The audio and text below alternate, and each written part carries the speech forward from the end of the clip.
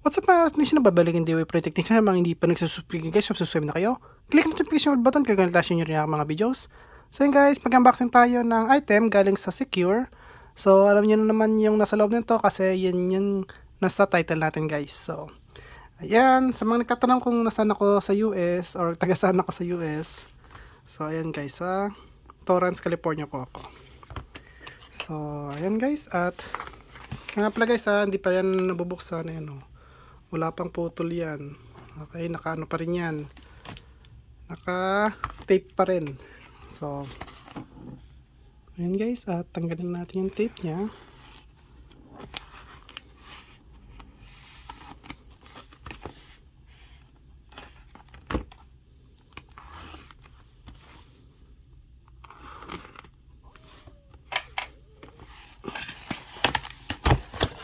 Yung ganda.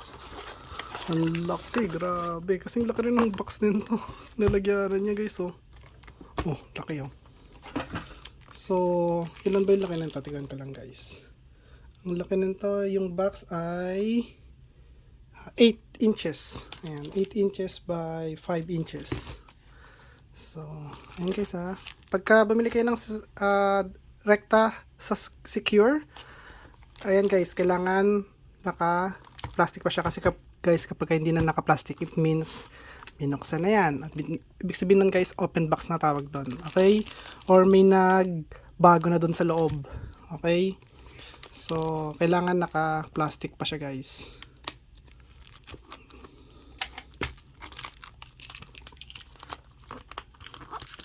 So, yan nga pala guys yung ano niya, model. Ito yung model na binili ko. So, yung tip niya ay SI. IS baliktad. Ayan. So, hot twister 140 means 140 watts total, guys.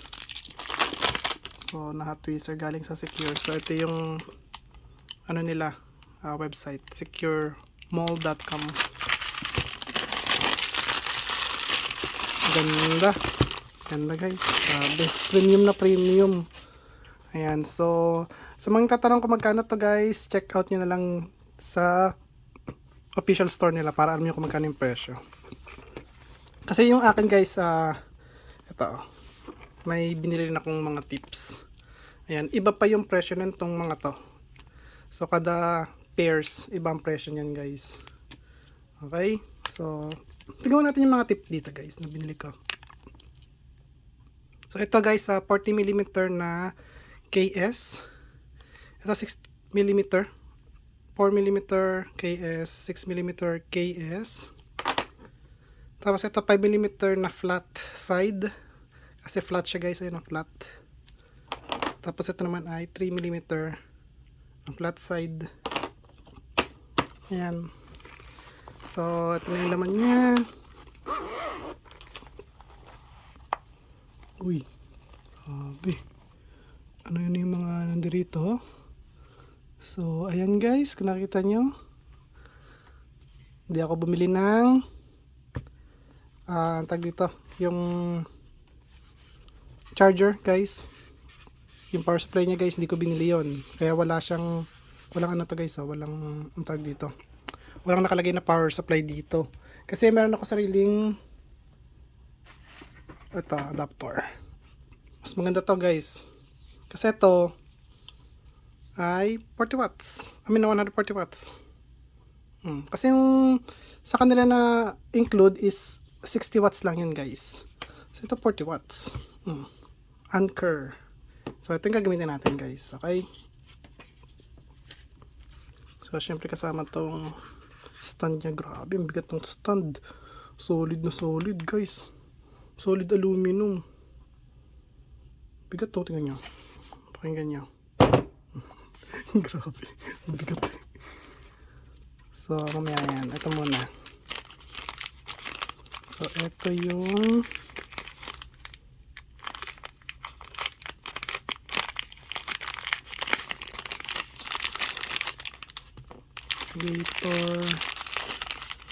alligator. So, pang ground to guys. Okay, so ilalagay nyo lang to sa may, kailangan naka-ground siya. Ito naman, yung para dito yan guys, ito.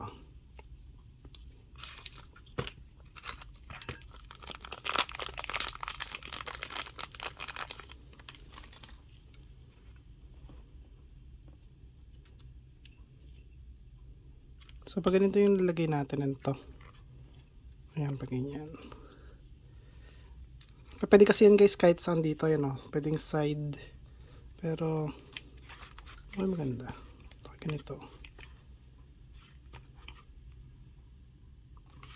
Pag ganito. Hindi, mas maganda pag ganito.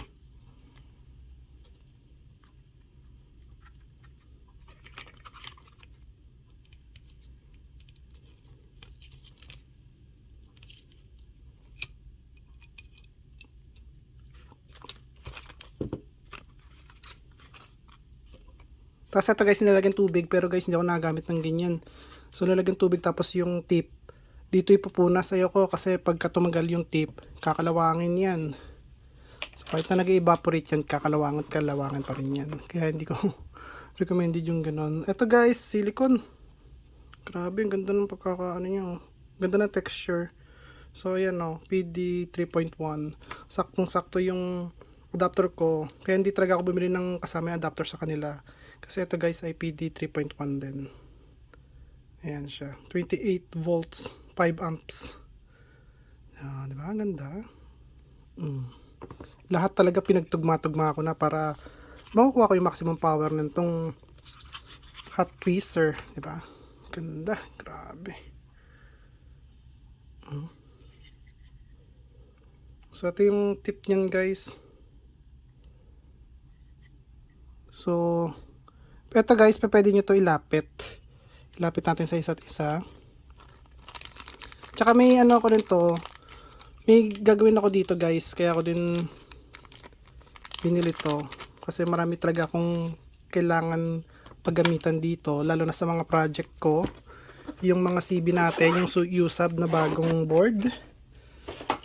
So wait lang, pakita ko sa inyo yung USAB na bagong board. Ito yun guys. So ito kasi guys, kailangan natin or kailangan ko na kinakabit ko na lang siya guys, ganyan o. So ganyan siya guys o. So kunin ko yung mga component, tapos ganun na lang ako, i-solda ko na lang siya ng recta, tak tak tak. So para mabilis lang yung ano ko, yung paggawa ko. Yan, yung eto kasi guys, ginagawa ko talaga to. Tapos kapag maramihan, syempre kailangan naman i-factor doon. Kasi pag maramihan talaga, hindi ko na kaya yung sobrang dami. So, eto guys, wait lang. Kukunin ko yung ano nito, yung ilalagay ko dapat dito. So, eto siya guys, oh. So, eto, may kasama kasi itong mga, ano sa screw niya. Pero feeling ko, or sana, kumasya dito yung ilalagay ko na tawag dito, screw, thumb screw tawag dito guys. Sana kumasya yung ganitong thumb screw para hindi na ako mahirapan na kailangan ko pa ng allen. So thumb screw lang, okay na ako. Sana kumasya siya, please. Yun, kasyang kasya guys. Ito na lang iipitin ko, di ba? Oh. Kulang lang ako ng isa pa, oh. Kung nalagyan ko ng ano, hindi. Okay na siguro to. Okay na pala to, guys. Yun. Kasi yung thumb screw natin dito. Hindi ko na kailangan ng allen. Thumb screw lang sapat na. Para pag ginigpitan ko. Oh, saktong-sakto yan guys. Tatama siya sa thumb screw to thumb screw. Hindi siya dudulo. Okay lang ako doon guys. Kasi ito, pwede ko tong ilapit. Pwede ko pa to iikot. Wait lang. Mahigpit yung ibang screw. Luluwagan ko lang ng konti yan. Para maikot ko lang.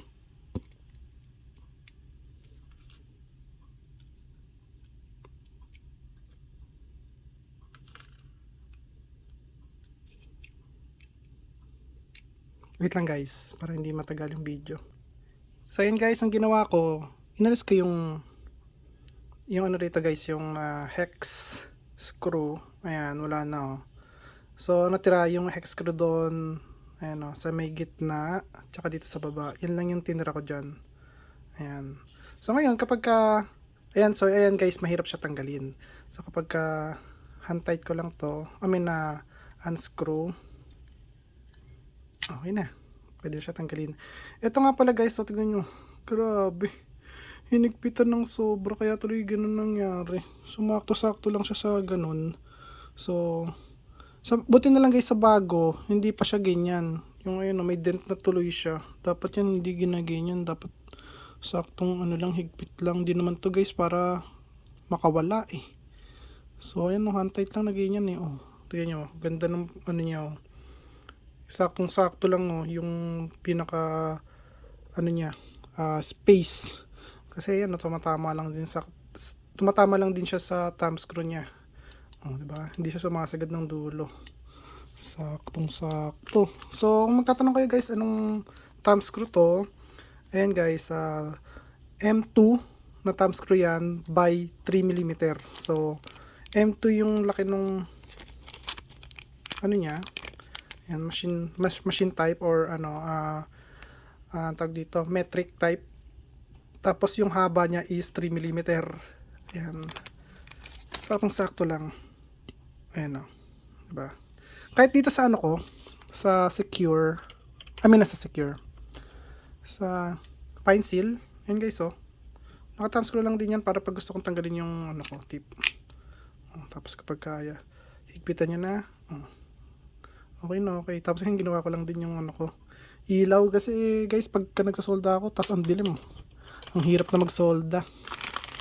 So, ayan guys. Bibili pa ako nito kasi kailangan ko ng mga ganyan na thumb screw para hindi ako nahihirapan na maghanap ng pangtanggal.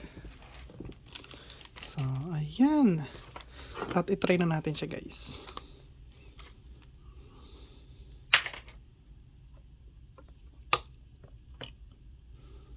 So, bale nga pala guys, ayan o, type C up to 3.1, from 3.0 up to 3.1 syempre. So maximum DC 28 volts. So ayan guys, pwede siyang type C, pwede siyang barrel jack. Ayan. So ito yan, ganda, grabe. Tapos ito na yung gagamitin natin dito. Tapos saksak na natin to guys. Yun lang. Yun lang. Ayun, sakto. Sakto. So, ang gawin nyo guys, bili kayo ng 4M. Wag 3M kasi, ayan, wait lang. Kasi pag 3M, parang talagang sumakong sakto lang. Ayan, oh. Pag 3M binili nyo. So, wala kayo guys. Pag 4M kasi mataas pa to ng konti. Tataas siya ng konti. Pero pag 3M, talagang saktong sakto lang. Grabe. Parang sinukat. Oh, diba? Okay na din. Saksak na natin. Yung. Saksak na siya.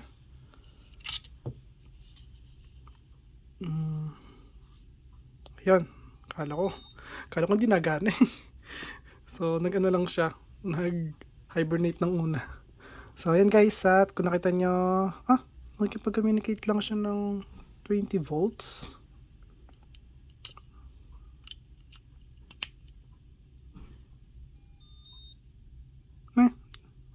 So, okay lang yan. 20 volts. So, ayun guys. At ito yung mga pindutan niya. So, tingnan mo natin to guys. So, ito guys ay sa temperature niya. So, naka-increment siya ng 50C kada increment. Ayan. So, hold natin. So, HT. Tapos, idle. OLED. Volt. Caliber. About. Tingnan natin itong about. So, ayan siya guys. Okay. Version 1.04.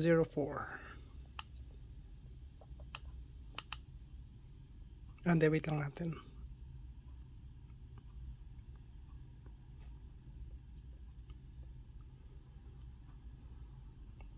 So punta tayo guys dito sa may HT. Temperature, work temperature 300C. Ito yung temperature step niya guys. Ito yung increment niya. So baguhin natin to. Gawin natin 10 increment lang. Ayan. Ay.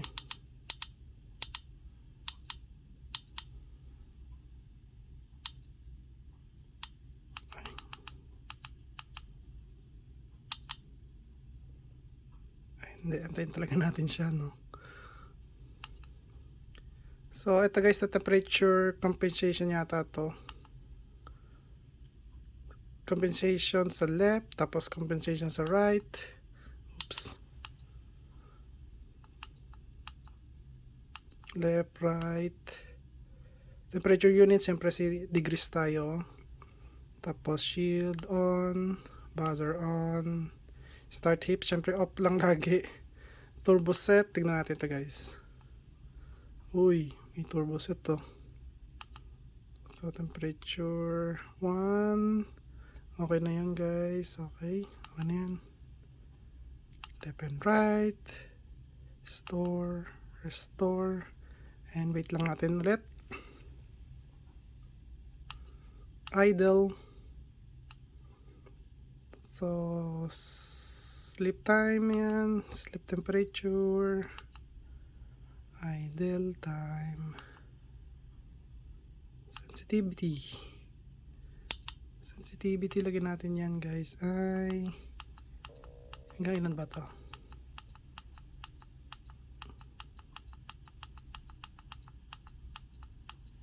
Hanggang 20 lang, so mga 10.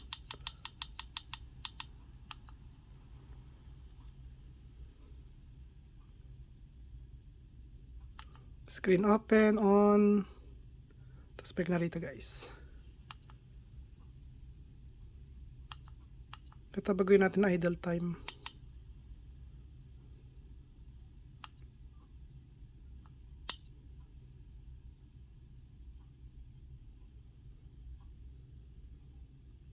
$150 lang. Or 180. Para 3 minutes.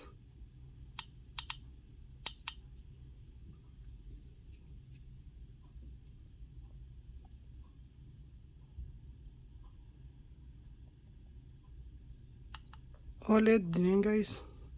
Pero tignan natin kung yung OLED. Brightness ng OLED, direction. Tapos yung ito yung guys AB niya. Language, tapos ito yung show, work show, syempre. Mas maganda may work show siya guys. Yan, all. Delay.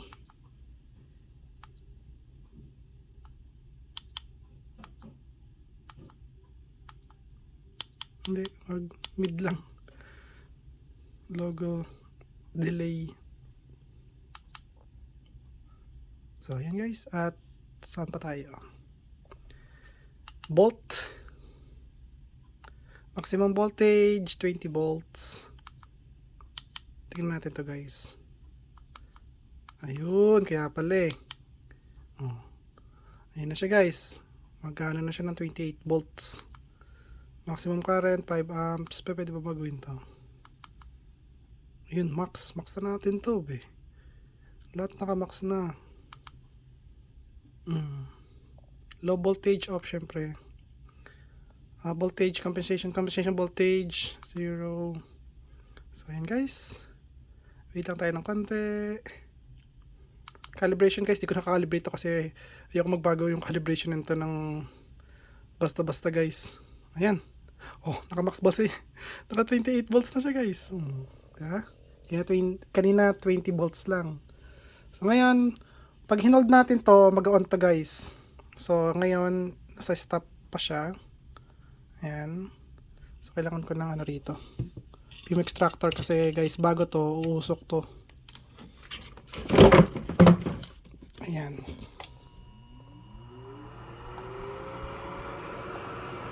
So gamit tayo guys ng sirang board syempre. Ngayon guys, magano tayo. Power on na natin to. Ayun o, work na siya guys o. Ayun o. Uy, bilis.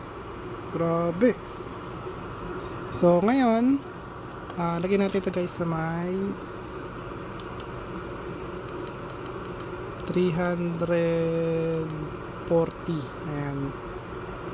So ayun guys, 340 na agad. Grabe. Tanggal tayo guys ng capacitor.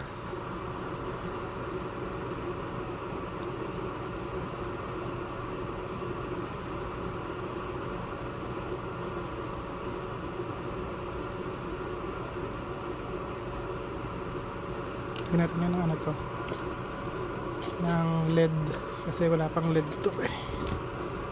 Lagyan natin ng LED to mga to guys, para sigurado na makukuha natin yung capacitor.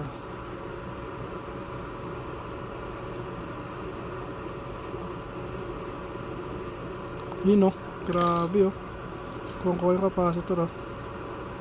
Diba? Tapos yung capacitor na yan guys, syempre pwede natin ibalik. Kunin lang natin yung capacitor. Tapos balik natin. Kunyari may bago na tayong capacitor. Kunin natin yung capacitor guys.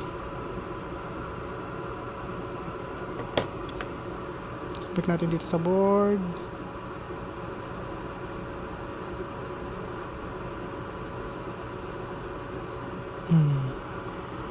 Para sa board na ulit siya. Walang hirap guys. Ay, tanggal. Siyempre, linisin mo natin yung board bago natin kabit yan.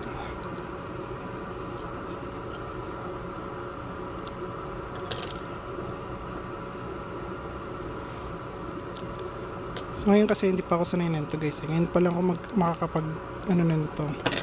Pero pag nasanay ako nito, dire-diretso na ako nito guys. For now, ito muna. Tapos sasanayin pa natin yung sarili natin sa ganito. Ganda guys. Oh.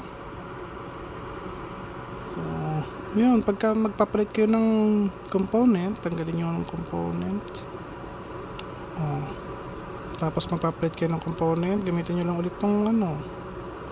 Kabit nyo lang ulit, balik. Diba? Ay.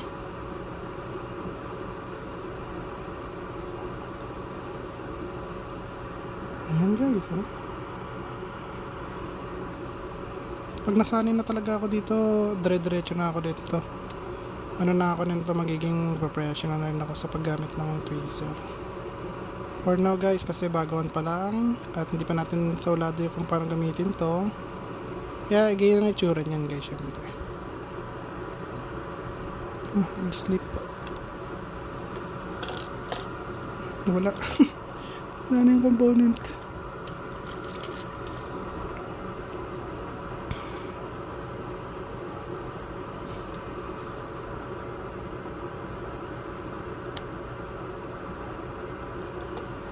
Okay, so grabe talaga. Tsak, ganun mo lang. Okay na. Okay na siya. Wait lang. Uy, masyado kang dikit.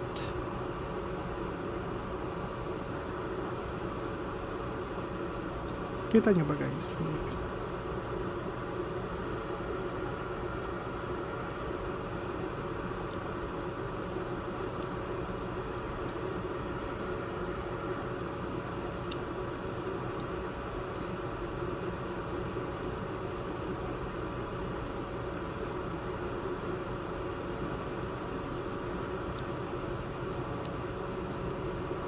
So na mahirap talaga to.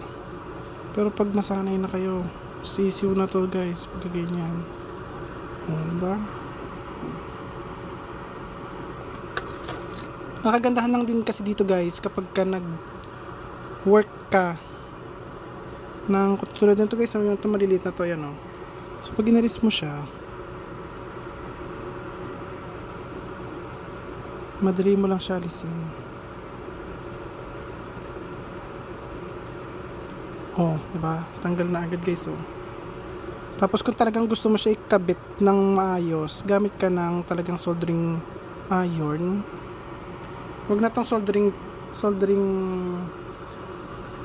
twister na to guys. Soldering iron mas mabilis kapag kakabit naman. Ito kasi guys, ito ay pang ano lang talaga to eh. Pang tanggal eh. So ayan lang guys. Wala namang special dito kundi yan lang siya talaga guys eh, pang tanggal. Tapos kung kakabit mo tapos professional ka na sa pagkabit, madali mo na yan kabit. Kasi tayo guys, di pa tayo professional talaga eh. Kaya wala pa tayong idea kung paano siya gamitin ng professional guys.